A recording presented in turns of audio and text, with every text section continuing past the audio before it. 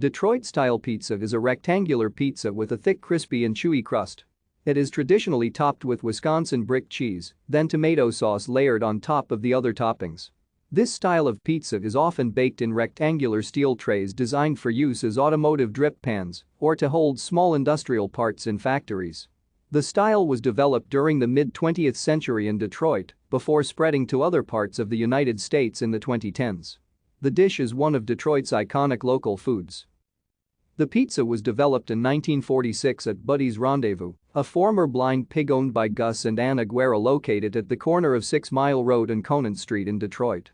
Sources disagree whether the original Sicilian-style recipe was based on Ann Aguera's mother's recipe for sfinchin or on a recipe from one of the restaurant's employees, Connie Piccinotto. The recipe created a focaccia-like crust with pepperoni pressed into the dough to maximize the flavor penetration. Thank you for watching.